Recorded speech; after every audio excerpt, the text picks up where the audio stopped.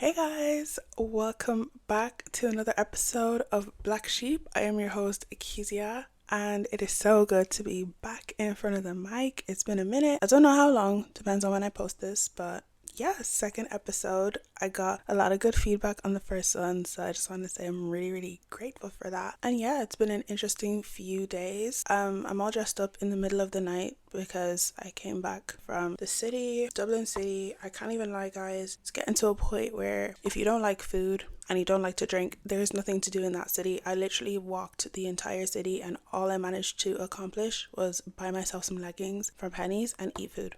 That's it. That's quite literally it, and everything else costs a fortune to do. So yeah, Dublin's got a pattern up, it's just not ideal at all. But what else have I been up to? I've been getting ready for college. We're going back to uni.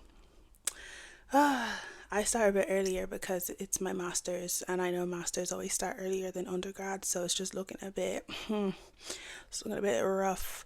But I'm excited at the same time. It's like a brand new territory for me, so I'm just excited to step into it and just see what it's like. I'll probably talk more about my education in a future episode, but we'll just leave it at I'm doing my master's for now. If you know, you know. If you don't know, you'll get to know. What else have I been up to? Right. Okay, the topic of this podcast. If you guys don't know, I love TikTok and I love my For You page. It has a lot of brain rot on there. I'll be real. It's a little crazy over there, but I will say there's a lot of valuable information and quotes and just think pieces that just, stir me up, and I just love it. I love opening it up and finding out new things. And there's a quote that really has not left my head, and I'm surprised it hasn't because I saw it a few months ago. I'm gonna take this headphone off because I can't lie, it's making me speak way too loud. I'm almost tempted to take it off entirely. Oh, look at my hair, guys. Sorry, I'm getting distracted. I don't have blonde hair anymore. I've had blonde hair all summer, but since we're getting into autumn, gotta take the afro out. I'm saying that, but I've booked my braids already. I usually do my own hair, but I've booked my braids because my graduation's coming up. Okay, I'm sidetracking. We'll talk about that when it happens. Okay, I was saying that with quotes lasting so long in my mind, it means that I need to speak about them because things that really strike my mind, sometimes they can diffuse out of my head awfully quickly, and then I don't get a chance to really articulate them or even dissect them and see what they really mean. And this quote is really interesting. I've scripted it in my journal. Well, not the journal I showed you in the last episode. It's a new one, new character unlocked. This is still one of many. And look, guys, honestly, I'm so good at picking out journals. I'm gatekeeping this one. Psych, I just got it on Amazon. I can't lie. If you just find paperback floral copies, if you search that into Amazon, I'm sure you'll find loads. Anyways, let me show you the quote that I've been thinking about. I can't lie, I will warn you, I'm quite tired as it is late. I've just come home, so my brain's a little, so not too much, okay? Yeah. The quote reads, "It's not humility to shrink and deprive the world of all that you are." That's a word. Now, listen, this is a very multi-layered statement. I was trying to dissect it in my own brain with all the ways that it could be interpreted. I've come up with two, one which I agree with and one which I do not. I was thinking of that last part, all that you are. The all that you are could just be the essence of your being, how much you've advanced and evolved as a human being, and you want to prove to the world how much you've grown. But if you look at the first half of the sentence, right, saying that people sometimes mistake humility for depriving people of your point of view and your experiences because they are deemed as lesser than, I guess. And I interpret it as kind of it's quite difficult to articulate, but I've viewed it as that there's so much that society wants to prove to you regarding how little you've advanced and how little you've grown, and how there's so many steps that you need to take and so much advice that you need to take from society to make sure that you don't make the same mistake and that you can actually fulfill your real purpose in the eyes of the society. I don't know if that fully makes sense, but I guess the more I speak about it, the more I hope that what I'm saying is clearer to you listeners and you watching as well. But yeah, overall, I think that this quote is talking about people who internalize external opinions and they fold them into their personality, and until it becomes their new personality and their original personality is no more, kind of diluting yourself to fit the mold that people have set for you. And I kind of touch on that in episode 1 a little bit, but I want to specifically talk about this in episode 2. I want to break down the quote right down to the bone marrow. Like, I want to get right into it. What is the textbook definition of humility? English. Anyways, what is the textbook definition of humility, and why does it always have something to do with taking on someone else's opinions or experiences or ideas or advice because your experiences are not valid enough for the person that you are? Hence why it's shrinking the person that you are, or depriving the world of everything that you are, because everything that you are is not enough. I don't agree with that. What does it mean to be humble? I have the definition written down. Let's have a little read. Humble/humility. To have a modest or low viewpoint of one's importance. Listen, I know Oxford probably made it up. I know it probably makes sense. And I know that a lot of people coin the term humility in order to better your life and to make you a better person. But from the jump, using that word as like the face of the human experience of accepting advice from other people, using humility as like the ideal outcome for when someone is offering you advice is extremely problematic, because one, you don't always have to take the advice that's given to you, and two, if you decide not to take that advice, why does it then negate any humility that you have in your life? Why does it then have negative connotations? Why are you then called selfish or inconsiderate or arrogant or proud or prideful as a result of that? You know, it's very confusing to me.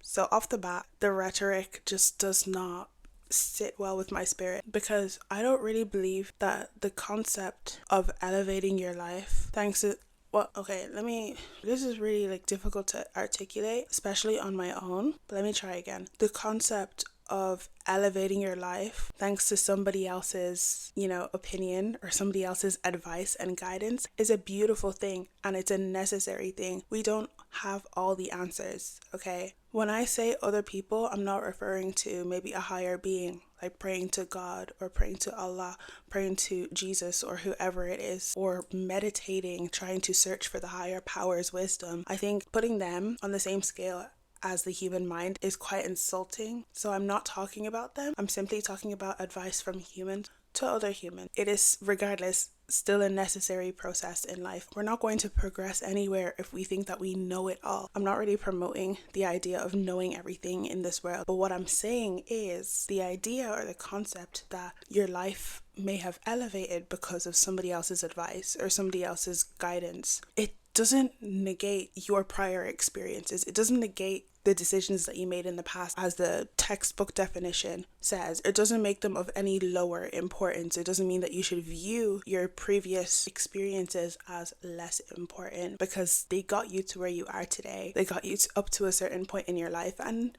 yes, sometimes you just hit a standstill, you hit a ceiling, and you need to look outside for some opinions, and that's okay. However, I think that some people maybe suffer from discernment and being able to take what applies and leave what doesn't. And then what happens is they start to formulate and recalibrate their entire human experience around the words of people who intrinsically do not know them. No matter how many people you've grown up with, or how long you've grown up with certain people, or how much they've seen you flourish or have seen all the hardships that you go through, no matter how many experiences you share with each other, we don't know each other like that. We don't. If you cannot crawl into my brain and explore my mind and navigate and highlight certain thoughts that I have, then you do not know me, and therefore the advice that you cater towards me, you may be catering it towards the experiences that you've seen from a third person view, from the outside looking in, but you've not seen the intellectual or the mental process of me experiencing those things for you to then create perfect advice that will not lead me astray in any way. And that's where discernment kicks in, where you have to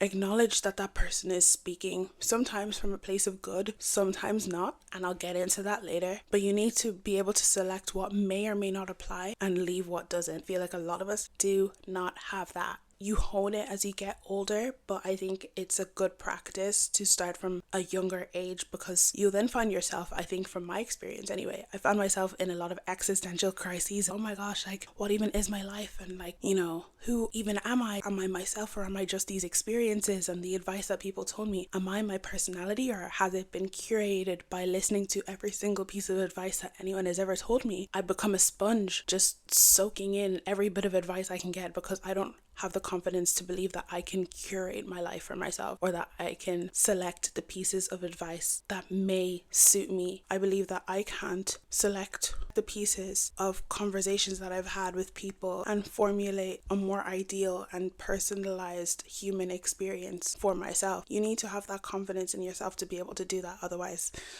you're treading down a very slippery slope of just not having a personality. You just kind of become a puppet in somebody else's show, and whether intentionally or unintentionally, some people can do that if all they're doing is advising you based on things that they know and not the things they know about you. Like I said, we all know that there's levels to accepting advice. It can be a very, very beautiful experience to speak to people and seeing it flourish and seeing it manifest in your life exactly how it needs to and exactly how you envisioned it. I know my parents have poured so much into my life based on the advice and the guidance that they've given me, and a lot of what I have today in terms of my character and of my merit and of my morals, I hand it to them realistically, because they raised me based on how they knew me and the experiences that they were seeing from a third person view. However, when we come back to the quote, when they say it's not humility to shrink and deprive the world of all that you are, it kind of means that when you place your identity in the hands of people who don't intrinsically know you, that's not being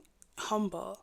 That's not practicing humility. That's being overly submissive, for want of a better word. I'm not trying to be rude. I'm not trying to be harsh, but that's the reality of it. I think that there's something really dangerous about being overly vulnerable to criticism and overly soft and malleable and easy to manipulate, because someone with good intention, their intention can turn very evil very quickly, not because of them, but because of you. You're taking that advice and you're taking it verbatim and you're not applying it to the current situation that you're in, and what you're doing is creating a brand new personality because you don't have one of your own, or rather you don't have a strong enough character of your own, so you try and form a new one around the advice that you're being given. So that is harmful.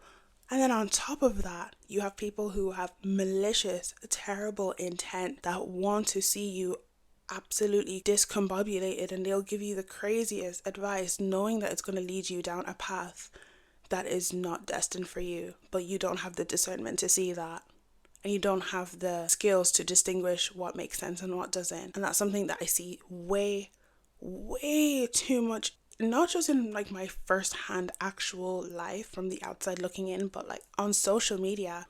There are very harmful examples of that, and I'm going to go through a few of them now because yeah, I've seen them, I've taken note of them, and I feel like I need to highlight them here. I just think at the end of the day, there's a difference between taking advice and then almost kind of yearning for it. When I say yearning for advice, it can come from a place of being very, very lost. Being lost can be something as simple as, oh, I don't know how to solve this question anymore. Oh, I don't know what exact course I want to do in college anymore. I need to talk to someone who's done this course before, or I need to talk to my parents who know how passionate I am about this and this and this, and maybe they can lead me down the right path. That's normal. That's expected. But then you have people who are very impressionable, young people, teenagers, teenage boys in particular, who are just entering into adolescence and trying to figure out what it means to be a man in today's society. They stumble upon the words of the worst possible expectations for men, the worst possible examples of masculinity that there are, and that is far right, red pill, conservative male content. Oh, just saying it gives me goosebumps, because it's like, how are these people still allowed on the internet? How have community guidelines not wiped out every single page that spews this rhetoric? And why are people not seeing how it's destroying our teenage boys? Like, I see women who complain on the internet and cry that they've raised such a polite and gentle boy, and then as soon as they get on TikTok, within 6 months, everything that they may have been conditioned with in their childhood goes out the window, because in that age as well, you do kind of become a sponge to whatever it is you are ingesting, and sometimes it's the wrong stuff, like all this Andrew Tate-esque content. I'm tired. It's creating all of these identical incel archetypes where it's like, oh, women just want your money. Women are gold diggers. We hate women. But at the same time, we want the hourglass, super skinny, perfect skin woman. We want her to stay at home and do the cooking and the cleaning. But also, don't say a single word, because who cares what the femoids think, okay? Yes, apparently femoid is a word. I don't know, guys. I'm getting old. Like, I'm only 21, but still, like, I'd hear these words and they're so foreign to me, and I'm just like, how did we get here? Why is this being pushed so far? It's actually really, really alarming. I don't like it, guys. It makes me uncomfortable. Like when you watch those UK Black Boy Street interviews and it's like, oh, what you like in a girl? What you like in a girl? And they're like, big back. And she needs to look like Ash Cash and Ice Spice. And oh, guys, it's really scary how predictable these kids are becoming, because they're all becoming prototypes of each other. I it's really scary. We can talk about this in another episode in depth, but that's one of the really scary ways that not knowing who you are can, absolutely warp the way that you perceive things in your everyday life. And though these boys are not seeing it as humility, when you look at that textbook definition of humility, that's exactly what they're doing. The way that they were raised and the way that they viewed life and their viewpoints beforehand are now deemed as unimportant, or rather less important than the validation that they get from fitting in with their friends or assimilating to the culture that exists on social media right now, which is incel red pill culture. I mean, the jokes write themselves, but nobody's laughing. This is not funny. It's quite alarming. Now, even though it does raise alarms in my mind and in the minds of parents and older siblings who are watching their younger siblings crumble in the hands of people like Andrew Tate, who don't give a molecule of a heck about these kids, and all they care about is lining their pockets, even though he really should be in jail. But like, also, please don't come for me, like, not too much. I will fight you. No, I wouldn't. I can't fight for shit, but still, like, I'm just saying, it's a very sinister world to exist in and to be consistently consuming. So I understand why these kids become this way, but there's also a lot of innocent, more is invisible the word? Not really, but like the whole thing about confusing humility with being overly submissive and being a pushover or being desperate for external validation, it can be seen in a lot of very subtle ways. And one of them is, I don't know if you guys know about it, but if you are on TikTok or if your For You page is this way inclined, you probably know about eyebrow blindness. Okay, I'll explain what it is for people who don't know. Eyebrow blindness is this trend that came up on TikTok maybe a few months ago, where people reflected on their ways that they used to do makeup back in the day, and how a lot of girls used to draw their eyebrows very, very thick. And they would say that maybe they were suffering from eyebrow blindness back in the day because they were blind to the fact that their eyebrows were so bushy or so thick or too wavy or whatever. And the trend was just all lighthearted. People were looking back at the way they put their blush on. Like, I know for sure I had eyeliner blindness, if we want to call it that, because like if you saw my makeup in maybe 2020, 2021, I had like big black eyeliner, and like, honestly, I think 16-year-old me, she kind of ate. 17-year-old me, she ate at the time. She did what she needed to do. But would I do it now? No. So like, it's just funny to laugh at and reflect on. But it's turned into something that's it's getting a little weird. And this is why we can't have nice things. Because I feel like on TikTok, it's just, trends don't stay very normal for long. It always turns into something that it doesn't need to be. And that's exactly what's happened with this eyebrow blindness trend. Like, we're finding people, young girls, maybe in their teens, but we also have people who are fully like in their 30s, as in prefrontal cortex been developed, and you see them saying, oh my gosh, guys, can you tell me what blindness I have? Huh?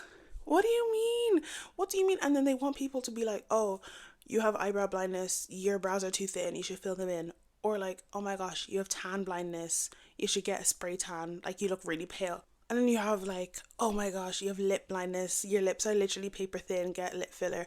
What is actually going on? Like, we're actually asking people what we should do to our own opinion. See how it's like actually screwing with my head. I can't comprehend this. I literally have to press not interested every time I see one, because it's just like, it actually makes me so uneasy, because it's like, you're putting your whole appearance, that's something that's very sacred, very intimate. Like, people don't actually realize how your appearance plays such a big role in how you perceive yourself and also how you navigate the world around you. For you to be so like, I'm not criticizing the girls, right? I don't know if it's even coming from a place of insecurity. I think it's just coming from a subconscious need to fit society's mold of what a good looking person is. So you're thinking, what better place to ask than the pinnacle of society, the forum of society, TikTok comment sections, Instagram reels, the two worst places you could probably ask for anyone's opinions. What do you think the comments look like? It was absolutely disgusting to see how openly and brutally honest these people were, and it actually made me physically uncomfortable. This need to ask strangers to elevate your look. Like, are we going...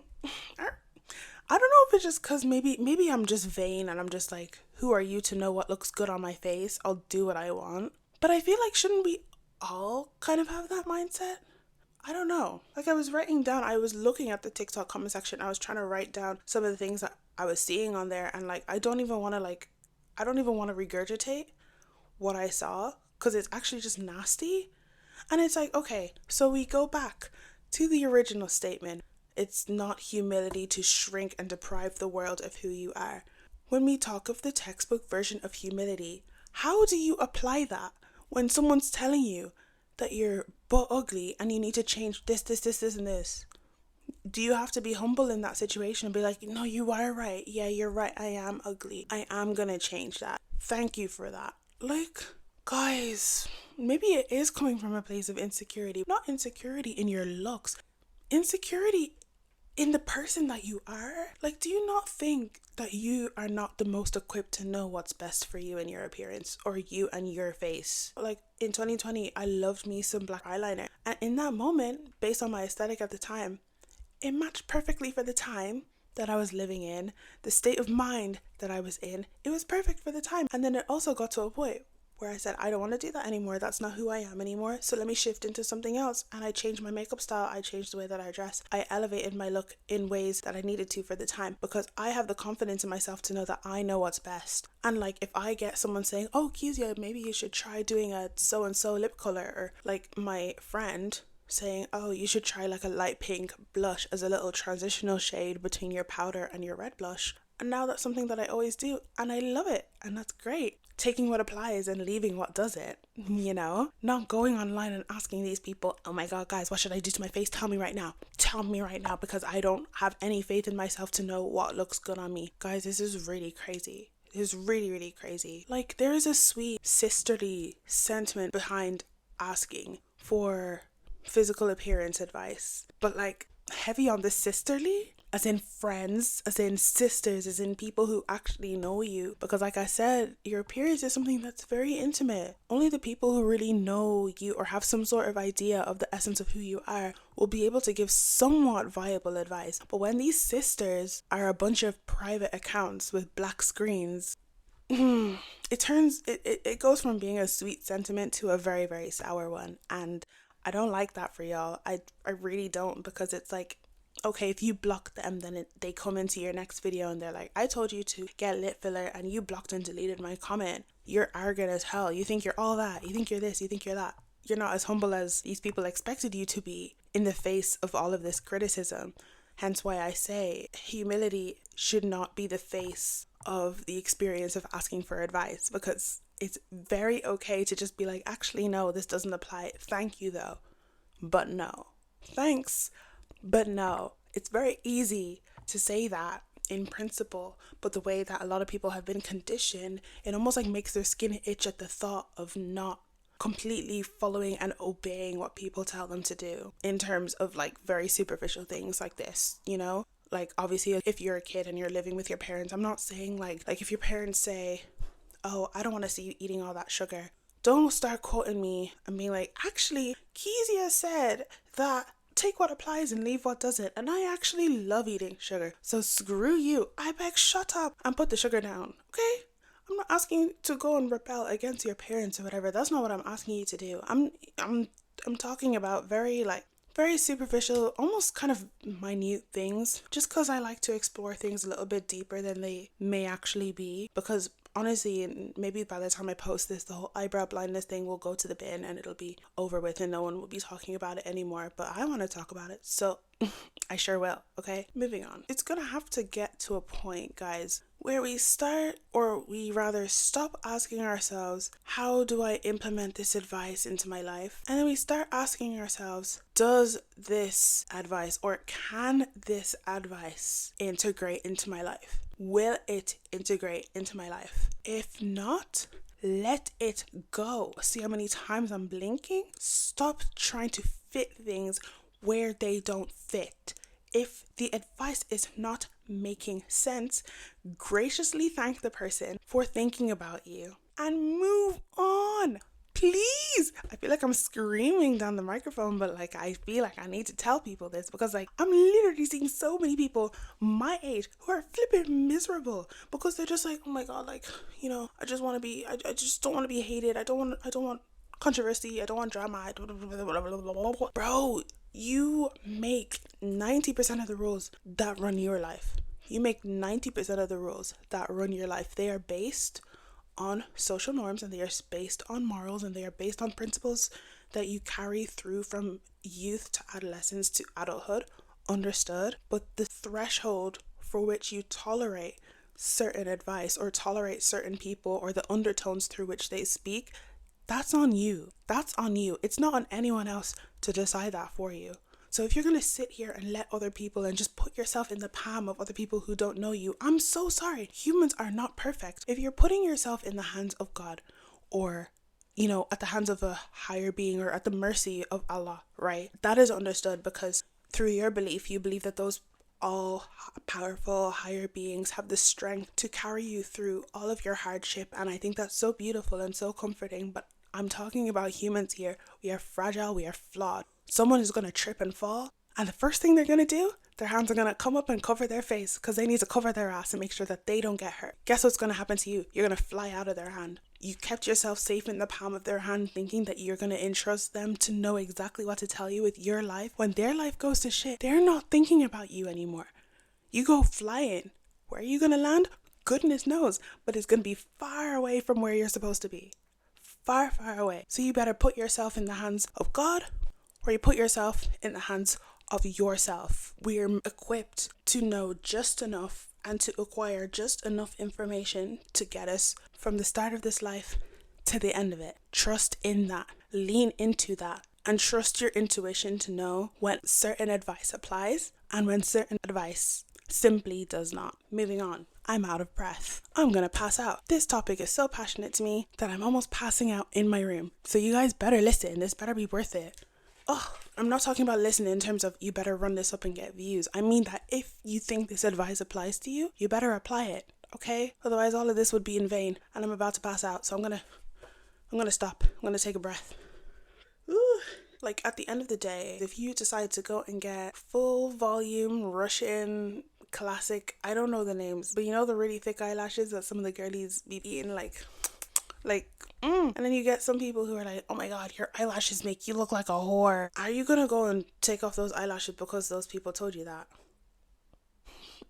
It'd be a bit weird if you did, because honestly, like I said, these people don't be knowing you like that. To you, those eyelashes could be an ode to your inner child who was not allowed to wear makeup growing up, and now that you're grown up, you can do whatever you want and no one's gonna rip them off your eyes. So again, when these people are making these comments, remind yourself, who's going to be navigating life with your eyelashes? Think about who has them on, and maybe you'll actually tell them to shut up. Because what's it to them? I'd be admiring them from a distance. Not like my opinion really should matter, but I like them. So I think you should keep doing it.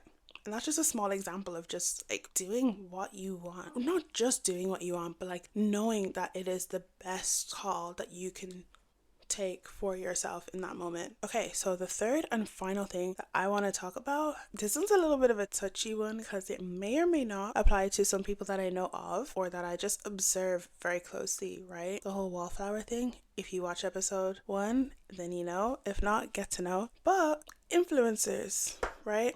Or rather, influencers in the making, up and coming influencers. There's an epidemic of a lot of you wanting to become influencers or content creators because you want to step out of the corporate prison that vacuums any ounce of creativity that exists in you, because who needs that when all we need is for you to be a robot and regurgitate exactly what we need from you? Fairs. But a lot of you are becoming exactly what you're trying to avoid because you lose faith in why you started in the first place. Let me cook. Let me explain. Hold on. Don't fight me. Don't bite me, please. When you have a creative block or like a creative funk and you're wondering what kind of content to post next or what kind of art you want to create, I understand that it's very overwhelming. It's very draining to try and do all of that by yourself. But I'm seeing way too many people ask this question way too often to their audience, and I feel like it is always the detriment to their progress, and it is the orchestrator of their failure. And that is,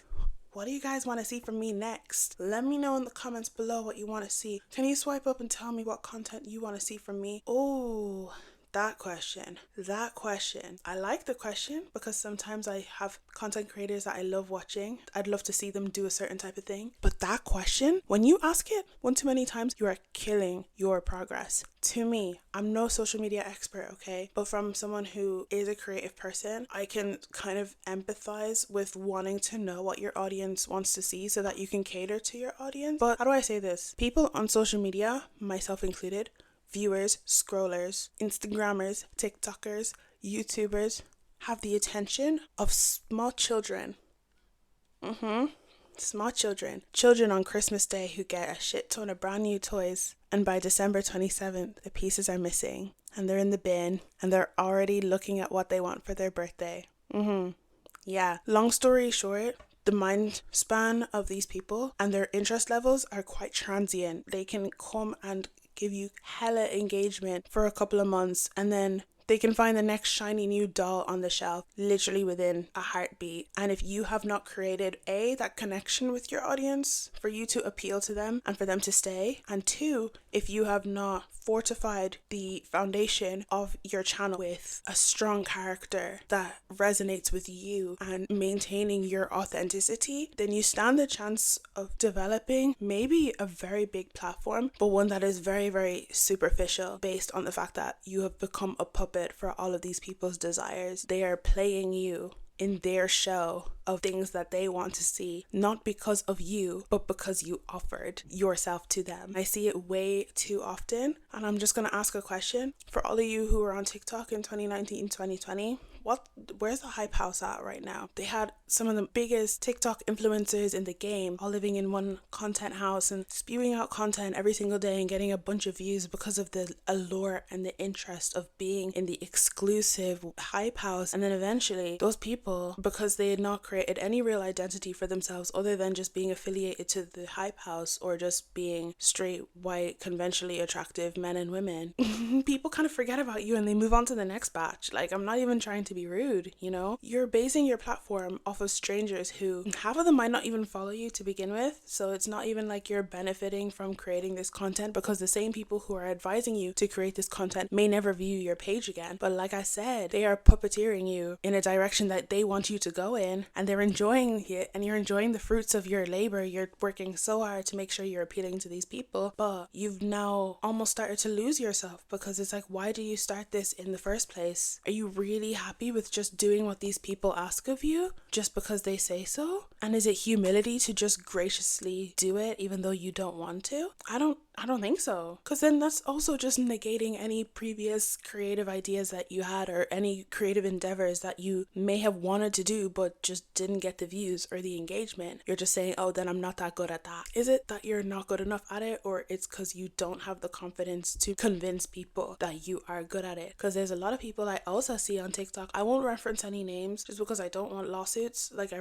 don't got money like that, okay? Not yet. Wait on me. But I don't got money like that, okay? So I'm not going going to dip my toe where the sharks are going to come and bite me. But, you know, I'm not trying to dip my toe where I don't need to be, but there's a lot of content creators that, like, they may have started off a bit slower, yeah, but they're now making a living out of exactly what they wanted to do and exactly what they were meant to do, because they convinced people that this is what they need to do with their life. This is what they wanted for themselves, and people just had to believe it or not. Believe it and you benefit, or you leave it and you regret not believing in it sooner, because now you look like a dickhead. That person was right all along. They know their sauce, they know what they bring to that table, and shit, the table's full of food and you can't eat because you didn't believe in it in the first place.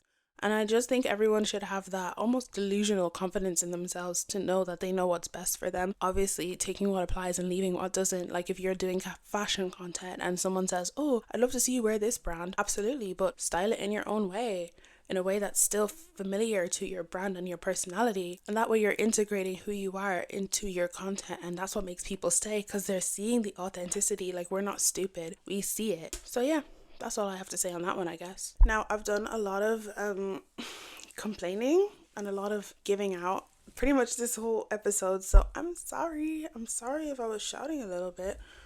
I don't mean no harm. I'm just passionate about seeing people elevate themselves, you know? And it almost feels like I'm speaking to a past version of myself, or even a future version if I decide to go look back on this for some sort of, you know, wisdom and guidance. Let me actually not. I'm gonna cut this out.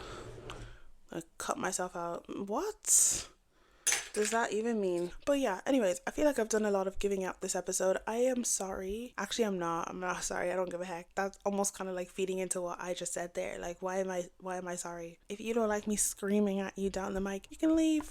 You can leave after the first scream, but here you still are. You're still here. You still watch it all. So, Anyway, sorry. Who am I fighting with? Who am I beefing with? My phone? Like, scary. Guys, I really need to leave this room, because it's like, how much more can I keep doing this to myself? Anyway. Now, who am I sorry to? Who am I sorry? I'm only speaking facts. I'm only speaking based on my experience at the same time. So it's like, if you don't like it, well, sure, look, that's your experience and that's mine, and life goes on. But I will say that this conversation didn't just come entirely out of nowhere. One thing that people don't know about me is that for some reason, like at the start of every year, there's always this really big, deep philosophical question that comes up out of nowhere. And it's not something that I set a goal for myself. It kind of just happens. And the one in 2022 going into 2023, the big question I was asking myself was, if I listen to every single piece of advice that's given to me, even though I know that some of this is going to make me resentful in the long run, and I know that this isn't what I want to do, is forfeiting that advice being selfish and being inconsiderate? Would that be coined as that? Would that be coined as being disingenuous and being selfish? I'm not sure. So it stems from, if I have to open up a little bit, I came back home from my Erasmus, like living alone and having my own space and not really having to answer to anybody. It was a completely different experience. Not like I had much of a difficult experience at home, but I would say that I'm a very opinionated person, and I can be real, to be transparent. It does transcend into my relationship with my family. There are advices that they give me, and they're absolutely for my good. 9 times out of 10 they work perfectly, but there's always that 1 time out of 10 where I know it does not make sense for me. And it's like, whether or not I graciously accept this to be humble, or do I graciously reject it and maybe be perceived otherwise. And it's a battle that I faced a lot coming back home, because that stark contrast between absolute silence and then having to answer to people. Like, obviously as a late teen, you crave that freedom and you crave that, like, you know, don't tell me anything, I know exactly what I'm doing, don't criticize me, blah, blah, blah, blah, blah, blah, blah. And I'm also a very, like, I can be a very defensive person too, something that I can again get into in a future episode, but it's definitely a question that rung in my head all through the year. I was battling with it a lot. I went between just blindly accepting every single piece of advice, but that leaving me quite bitter and quite resentful actually, and I harbored a lot of pent up frustration with doing that. But I think the conclusion that I drew at the end of that year was, like I said throughout this episode, take what applies and leave what doesn't. However, use discernment and know who you're speaking to and who's speaking to you. When I'm speaking about my parents, right, I'm not speaking to people who have difficult relationships with theirs, or abusive relationships, or that you don't speak to them, or that they're not here anymore, nor am I speaking to a level where it's a spiritual one, where you're being told by God to do a certain thing and you just don't really agree with it or something like that. Because I think the spiritual aspect of taking advice or the parental one, I think they're just like completely different ballparks, because both kind of, when talking about people who have decent relationships with their parents or guardians, there's a certain level of intimacy with that advice. But I'm speaking about people who may not really know you on that intimate level. Like, sorry, I'll tell you what I think about your advice. I'll be like, okay, I appreciate that. I don't really think it applies in this sense, but thank you for thinking about me. Or if it's a TikTok comment, I'm just gonna block you. I can't lie. If you're being rude as hell, like, I'm gonna block you. And if you come back to my page again in another account, I'll block you again. I'll keep blocking and blocking and blocking and blocking. Anyways, I feel like I'm getting a bit carried away with the whole blocking and blocking and blocking and blocking. Like, it's jeez, calm down. It's okay now. It's okay. Try. Never that serious. It quite literally is never that serious. But an elderly person is giving you advice and you're thinking in your head, this person's chatting absolute rubbish. You're absolutely waffling. That's okay. You don't need to take the advice. Just say thank you for that. Thank you. Thank you. Move on with your life, and in one ear, out the other. That's calm. That's cool. I think that's the conclusion I had to come to myself, just to like get to a sense of sanity. You don't have to always also openly express to someone, I'm not going to take your advice because I believe in myself. Yeah, screw you. Guys, it's never that, like, you don't have to vocalize everything, because you're almost kind of just being a hypocrite, because they didn't have to vocalize all that either, yet here they are. Talking too much. And there you are. Talking too much. And sometimes you just need to firm it and then move on with your life. Well, we can talk about the whole dynamics of being in that weird in-between age where you're old enough to be independent, but you're still, you know, in an environment where you can't fully express that or manifest that. But for now, I'd say one of the main way to kind of block out and tackle external validation is not just knowing who you're speaking to, but knowing who they are speaking to. Learn yourself. Learn what drives you crazy in a good way. Learn what drives you insane in the worst ways. Learn what triggers you. Learn what doesn't. Learn what has worked in the past. Take note of what has not. Those are the things that will help you build and develop your discernment more than any sort of book that you can read. Read your own mind. Continuously reflect on past experiences and how you dealt with them, because I think for me, I think that's the best way I could learn who the hell I was. Because if you know who the hell you are, like I said in the last episode, when you know who you are and you know what you bring to the table's not gonna shake, right? Same thing applies here. If you know who you are and you know what kind of person you want to be, you'll be able to pick out the seeds that are fertile and that will germinate when you plant them and nourish them, and you know, invest them at the time and the place that is right. And you'll be able to filter out the seeds that will never germinate, or worse still, you'll be able to filter out the invasive crops that are just going to come and take over everything that you had planned for yourself, or question everything that you ever once knew about yourself. You'll be able to do that with ease when you know who the hell you are, when you know what kind of soil you have, when you know what kind of sun levels, when you know the precipitation levels. Guys, I swear, why do I keep referencing the farm? I did this in episode 1. I've never been on a farm in my life. I keep talking about, oh no, the soil. No, what soil? What soil? We have a garden in our backyard. God knows I've not done anything except go outside and be like, nice. And then eat the strawberries in summer when they grow. I don't know anything. I don't know farming for dust. Yet here I am, making another farming reference. Get back to me in the next episode. Let's see which one I accidentally come up with the next time, because I'm actually sick and tired of myself. This is so embarrassing. Like, who the hell do I think I am? Like, what is actually going on? Crazy. But basically, the essence of what I'm saying is just like, when you know who you are and you know yourself properly, your brain kind of just becomes selectively permeable to information. You'll know what makes sense and you'll know what doesn't, and you'll be able to take the necessary steps from there. And that is it. That's the fact of the matter. Without referencing the farm, not even once. Period. I have a bunch of fake plastic plants from IKEA and I think I know shit about plants and farming. Guys, I'm such an imposter. Please. Arrest me. I mean, when your brain becomes oversaturated with other people's opinions, there's not going to be any space for you to relay those opinions and that advice back to yourself and to create feedback for yourself and recalibrate and redirect yourself where you need to go. You won't have space for that because it's filled with so many other people's BS just bouncing around your head. It's too much. You're overstimulating yourself. Calm down.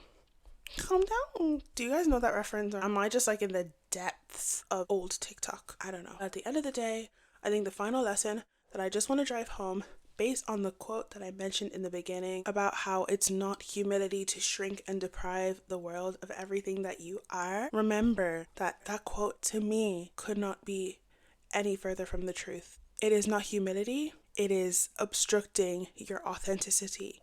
Learn yourself. Find your strength, and everything else will fall into place, including the advice, even the unwarranted ones. Sometimes they're actually kind of necessary. Sometimes you could give a little side eye like, I didn't ask for that.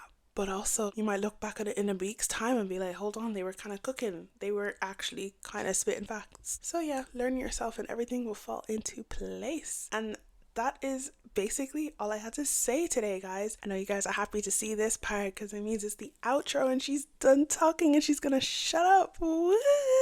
I know, I'm just as excited as you. The way the bed is looking at me and I'm looking at the bed. Ooh! The way I'm fighting sleep. Guys, I really need to sleep. But thank you so much for listening to my second episode of the Black Sheep podcast. I've been your host, Keziah. I hope you guys are enjoying listening to them as much as I enjoy recording them. And yeah, I'll catch you in the next one. Okay? In a bit.